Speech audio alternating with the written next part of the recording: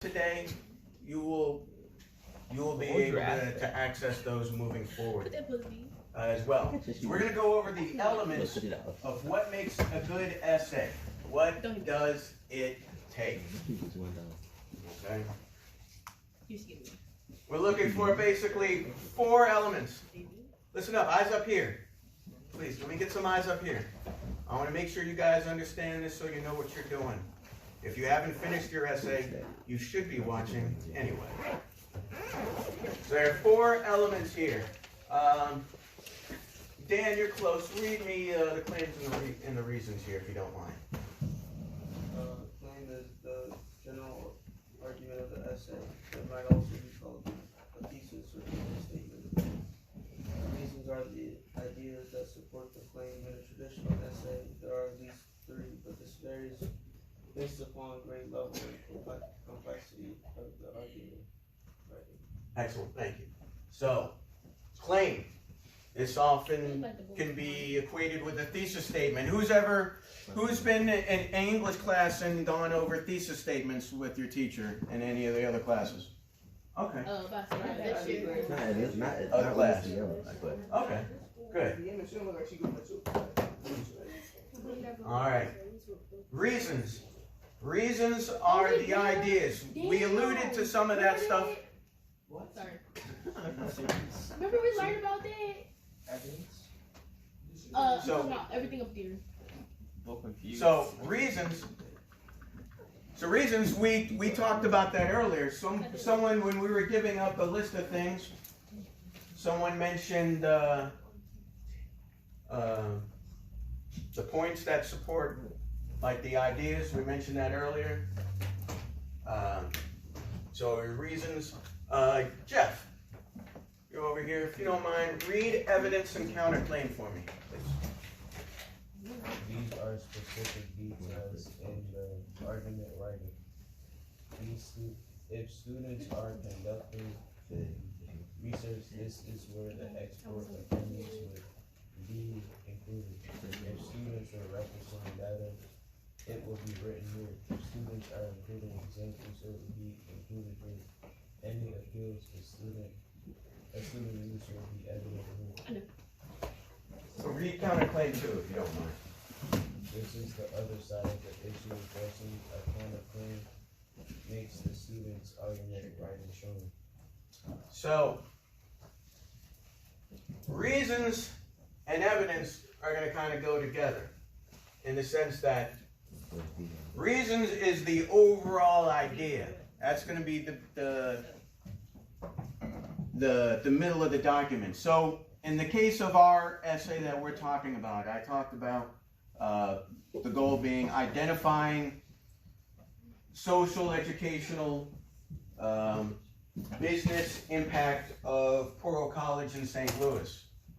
Well, your immediate answer to that, your topic answer to that, it affected them blank. That's going to be your idea. The evidence is going to be the sources you cite to support that, whatever you're saying. So reasons is your answer directly to the question. The information you pull from the text, that is your evidence when you are writing. Counterclaim speaks to the idea of addressing and acknowledging the other side. That was one of the things that we all agreed at the Do Now was a part of, of establishing a good argument, is acknowledging what the other side's argument is. Okay? Here's an example. Here's an example of a claim and a counterclaim. Allison, if you don't mind, since you're up close, read the claim for me. More Americans are choosing low-carb diets because the media promotes low-carb diets as a new way to a skinnier body. All right. So, for a claim is not a fact. To be clear, a claim is not something that is a fact. It is an argument. So in other words, more Americans are choosing low-carb diets because the media promotes low-carb diets as the new way to a skinnier body. Kerry, do we know that's a fact or no? Is that a fact? No, that's just a claim. That is a claim. Why is, for under the counterclaim, why is that a counterclaim and not a claim? Look at the counterclaim here. Tell me why that is not a claim. Someone tell me. No. Nate?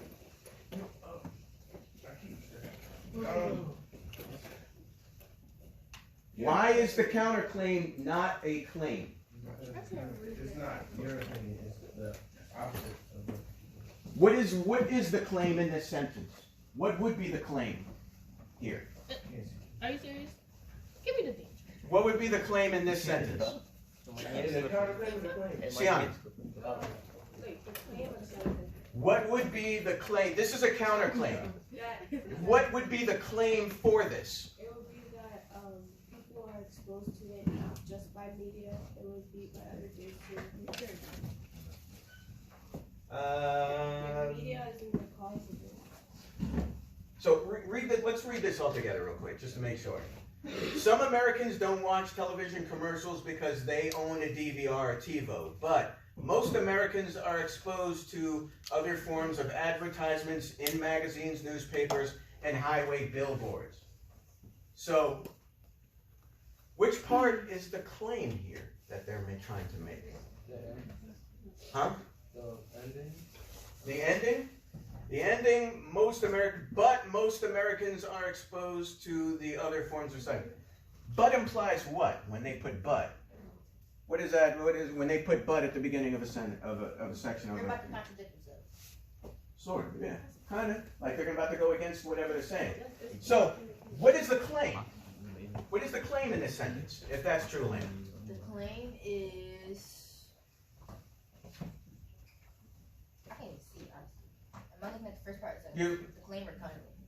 You're looking at this sentence, so for a counterclaim, which part of this would be the claim, if it was? Some Americans don't watch TV commercials because they own a DVR. We're buying It says, but Right. most So the first, Americans- exactly. Go ahead, Nate. His claim is that Americans are exposed to advertising in magazines, newspapers, and Hollywood. So that part would be more or less the counterclaim, because that is the part that, the reason why we say that, Nate, is because the first part of this, they're saying some Americans don't watch television commercials because they own a DVR or TiVo. They're claiming that people don't watch them because DVR or TiVo allows them to skip the commercials. But the counterclaim is what happens here with the but. It could be interpreted both ways. Because you could say, yeah, kind of converse, and that's it. Or you could say it claims it. If it would have been in reverse order, I'd agree with you. I know what I'm saying. All right, next one. Because what they're saying is the claim. What they're saying, the claim, the counter to that is what comes after the but. Like you can tell when once you hear a but or although or some type of preposition like that. Go ahead, Sully. I understand what Nate trying to say. Like, 'cause you know, like if you was reading an essay, like a regular essay, they would stick to claiming like their thesis and stuff and what they about to talk about. And then when you get to like your last paragraph, you contradict yourself. You like give reasons that your idea works and your idea that it doesn't work. Like say like I was saying like all people eat snacks. You'll be like some people are vegetarians and eat healthy, but it's shown that a lot of people do eat unhealthy. He's basically saying like why would they like say all of that other stuff? They could just contradict themselves first and then explain their claim.